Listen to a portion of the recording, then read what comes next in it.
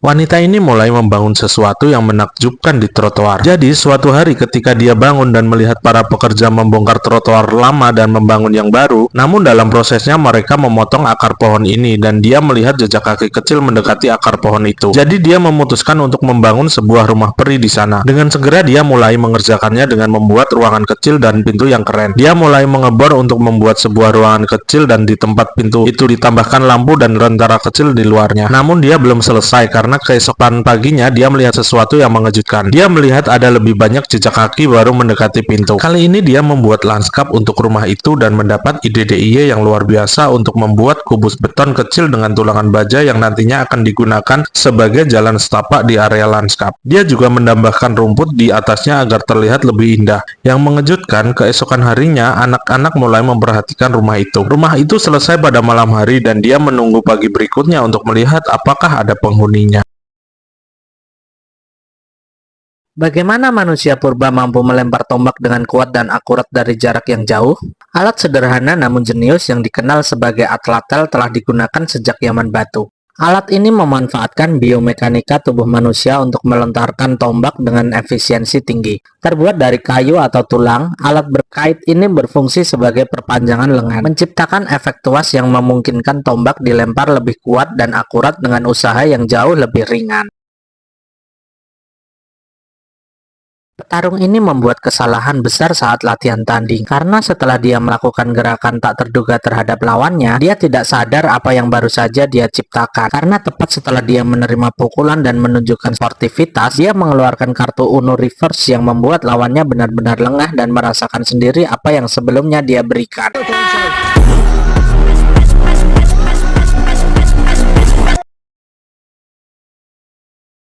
Pria ini terkenal dengan kecepatannya menutup laptop dalam sekejap mata, dan saking cepatnya, orang tuanya nggak akan punya peluang untuk memergokinya.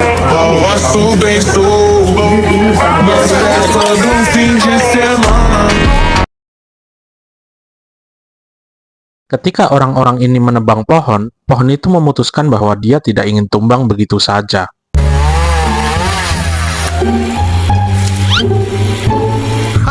New tree. Ketika kiper ini berada di bawah tekanan, dia melakukan sesuatu yang gila yang tidak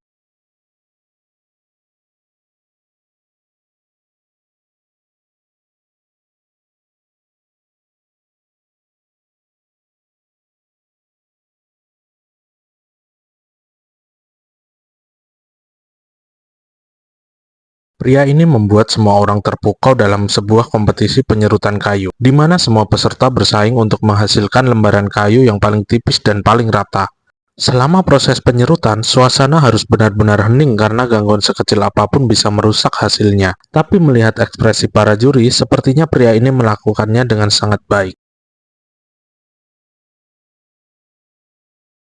Ritual unik ini memaksa semua orang di stadion untuk bertepuk tangan secara serentak. Karena setiap kali pemain voli ini bersiap melakukan servis, dia melakukan tepukan yang menjadi viral di internet, membuat penonton percaya bahwa ini adalah faktor kunci agar dia melakukan servis sempurna.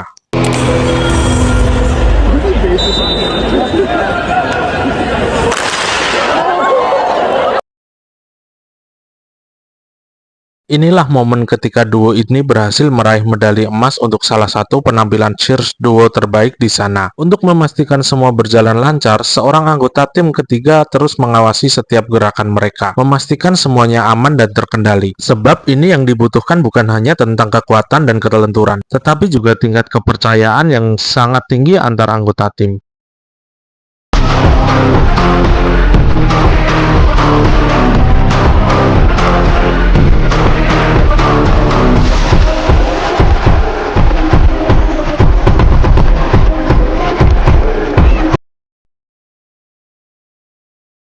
Pria ini ingin mengerjai temannya, jadi dia berpura-pura teriak di kamar mandi, tetapi temannya tidak yakin apakah itu sungguhan, jadi dia meminta untuk melakukannya lagi.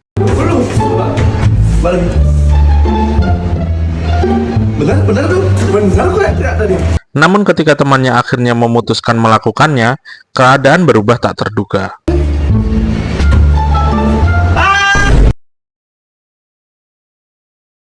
Petarung ini bukanlah sedang dirazia rambut, namun alasan mereka memotongnya cukup cerdas. Karena saat dia naik timbangan sebelum pertandingan, ternyata berat badannya sedikit lebih berat dari yang seharusnya, sehingga dia pun memutuskan untuk memotong rambutnya. Namun alih-alih membuangnya, ia justru memilih untuk menyimpannya. Karena setelah dia memenangkan pertarungan, dia mengeluarkan rambut yang sama dan mulai merayakan dengannya layaknya sebuah piala.